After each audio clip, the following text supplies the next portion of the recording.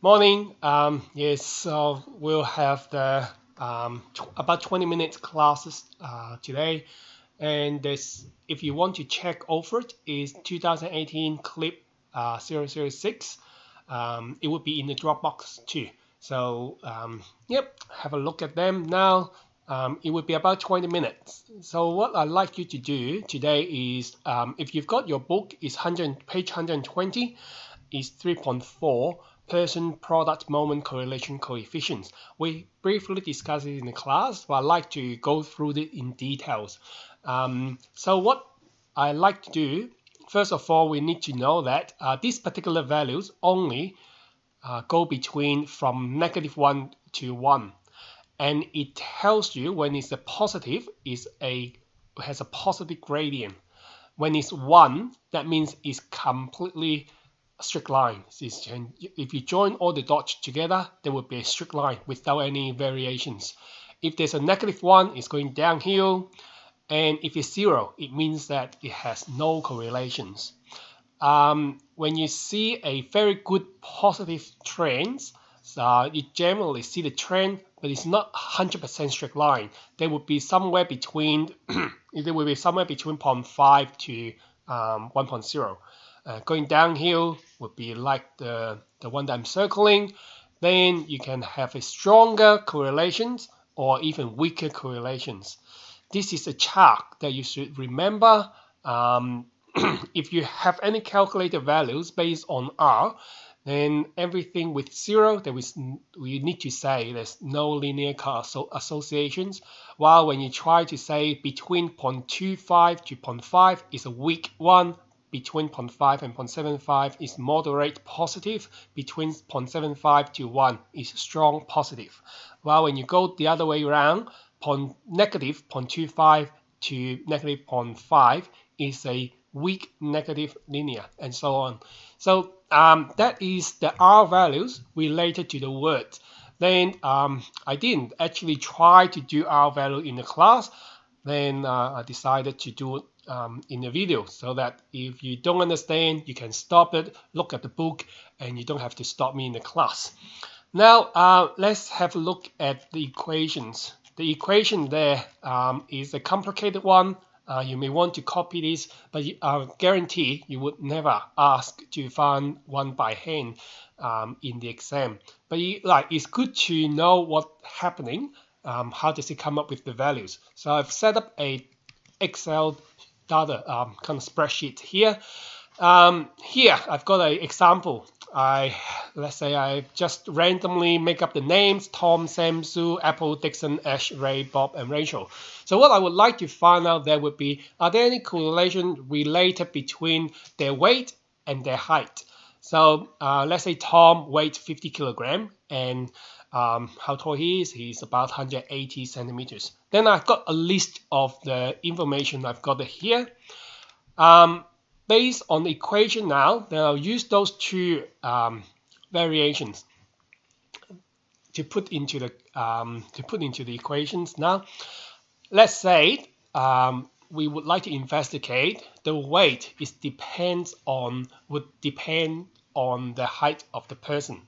Then I will need to use Y. I'll use weight as a Y vertical values. Then the height would be the independent variables as the horizontal values.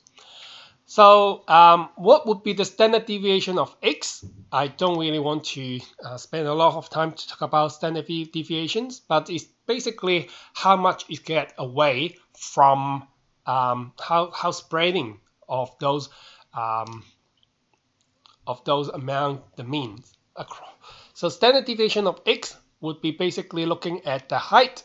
So how spreading between these, how many of them? These 9 persons in here. So now I can see that it's between 150 to 180. It takes a while if we try to do the formula.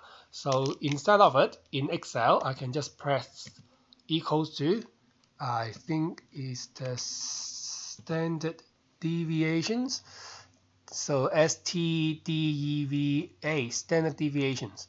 Is I get standard deviations, I just highlight the values I like to have all the values included from E5 to E13. Then I press enter. I will find the standard deviation equals to 9.17. 121. I don't really need that many of the decimal point, so I just change it into 2 decimal point. It's 9.17. Would be, yeah, this makes sense because 150 and 180, we've got the range. And basically all the data is between 3 SD most of the time. That's what we discussed about normal distribution beforehand. And the y, I can do exactly the same, equal st standard deviations. That one, I highlighted all the y, close it. Then here I've got the standard deviation for the weight. Let's move that back, a couple of them. So both of them has very similar standard deviations.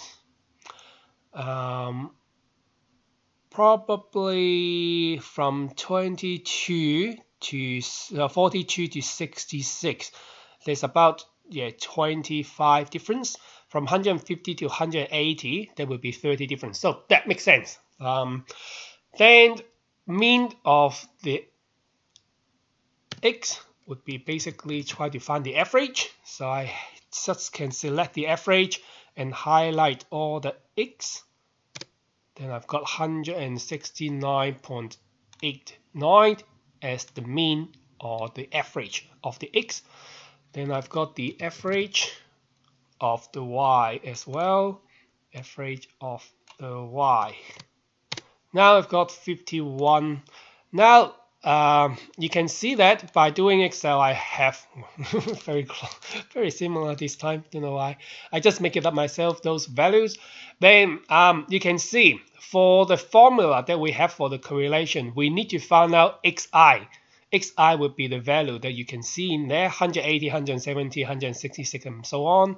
And x with a dash at the top is the mean. So we've got the x mean, and then we also got the y, the mean of the y, and Sx and Sy would be the standard deviation of x values and the standard deviation of y values. I've got both of them. Basically, all the information in here is in, I've got it. And the only thing that I need is the n. So what is n in the equation there? N means the number of entries. So we have 1, 2, 3, 4, 5, 6, 7, 8, 9. That means 9. N is equals to 9. But instead of equals to 9, we just take away 1 according to the equation. So if we put everything into the equations, then we would be able to find out the correlation coefficients. R is equals to xi minus mean. So let's say we'll set up these columns here. Right next to this here would be xi minus x average, right? Which is that one, 180, take away, that's 169.89, 169.89, right? The differences between 180 with the mean 169.89 is 10.11. So I have to do it for all the rest of them. Then for Excel it's easy because you can drag it. So now I found it. Some of them would be a positive value, some of them would be a negative values. Negative value means that is the smaller than the mean, and positive value means it's the bigger than the mean. So H would be the one that's smaller than the mean the most, right? So let's move this a little bit lower so I have more room. Come on. I have more room to work with. The other one I need to do is the Y, take away the mean. What is the mean of the Y, which is 51.89? I need to use Y, take away 51.89. So I know the first one, Tom, is a bit less than the mean, is 50, and so on. I can drag this. I can find the whole list what we got there, and you'll find that as long as I have all the values here, why do I need to have all these individual values? It's because of this like inverted, like flipped E sign. That means the sum. What happens is I need to add all the values together when I see this sum. So add all the means xi minus x means. So I need to have a sum. So basically I highlight this, then I press down auto sum. I have this sum add together equals 0.01. Then I will have this one add together should equal 0.01. Yep, I've got a little bit mistake. That 0.01 basically means 0. When you add all of the means values together, that should be equal to 0 if you have the sum of it. That means I shouldn't do that. I should do what the sum. This sum is I need to divide it by standard deviation before I add them up. So then let's continue with the standard deviation. Standard deviation of x is 9.17, so I have to use the values xi minus mean, then divided by the standard deviation, which is 9.17. 9.17. I have about this one is 1.1025. Then I have to do pretty much the same thing with the y. That one divided by the y standard deviation 8.94. 8.94. So I've got this with a negative value because there's a smaller than the mean. I have all this dragged down with a list of values. I have another thing dragged down with another list of values. Then the sum has to be using this column. Sum of this and sum of this. I have these two values together. So I means this one I highlighted as yellow is equals to, let's do this. Do I be able to draw? I need to draw with the red one. This particular value I highlighted related to this particular xi minus x mean divided by standard deviation of x, and we got the sum. We sum all the values of this. Then the other one would be, let's highlight it with green. This highlighted green would be referred to the value of the second box here.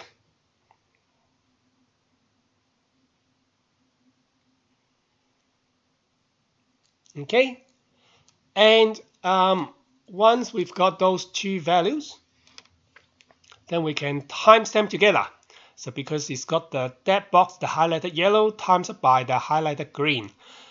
Once they times together, then I finish most of the equations. All I need to do is to times it by 1 divided by n minus 1.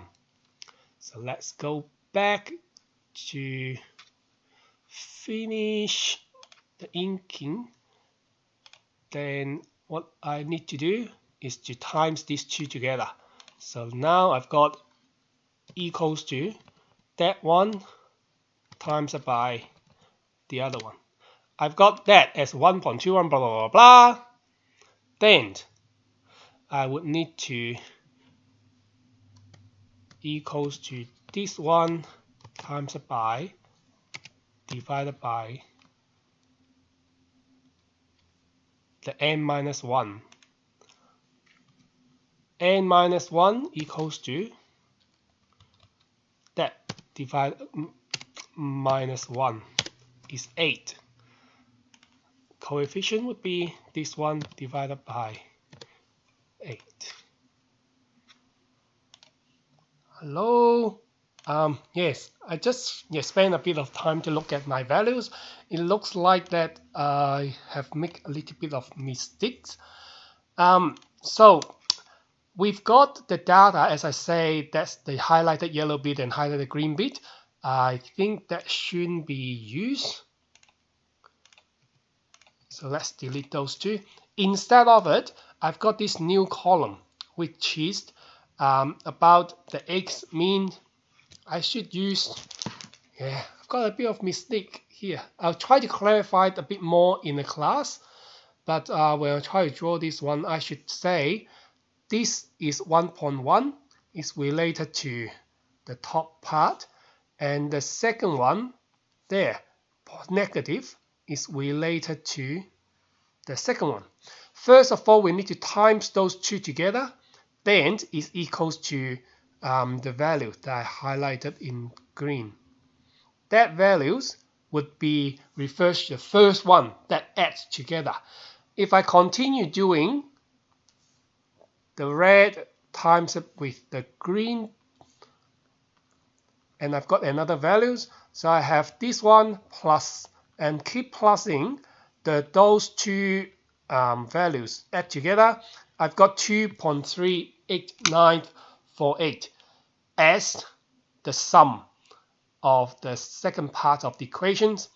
Then all I need to do is to use this particular value divided by n minus 1, which is equals to 2.3 divided by a bracket 9 minus 1. Then I've got a value called 0.29868, and this is the R value. And the R values is 0.29868. And to prove this is 0.29868, we can use Excel, highlighted X and Y, insert a scatter plot. Then I've got this particular graph. This graph would be telling us the trends. So you can see that is not a very good trend. It's going to be a positive, but that down here make it the worst, kind of like projections. It's not aligned with the straight line that we supposed to see. And the 0.298, about 0.3 positive, is what we've got in here. For Excel, we can just go to one of the dot, right click, then you can add trend line. When you add trend line, it come up to a box here. All you need to do is to display the R square values. Then you have R square equals to 0.089. So how come like there's a 0.089 compared with 0.298? Because the one that from Excel only gives you the R square values. So all you need to do is to square the 2.29 that we have here. Then you will have the value and see whether it's correct or not. So I try to do this times itself 0.089. So there's a tiny difference. I think it's just the decimal point. But like if you look at that, 0.089 would be equals to the square, R square. And this is the correlation R values, right? Yeah, a bit messy today, and hopefully you got ideas. The ideas is applying X mean, Y mean, then you divide it by the standard deviations right here. You've got those four values, come up to a columns like this. Come up to a column like this. So when we have all these values, you add together, plus them together, get the sum of this, then divided by divided by n minus 1, which is 8 in here. Yes, that's it. This is what I like you to do before the class. And when we try to get to the class on Monday, then I like you to give it a go with the Excel. And we also try to do with some calculator once everyone has calculated with you. Yep, thank you. I'll see you on Monday. Bye.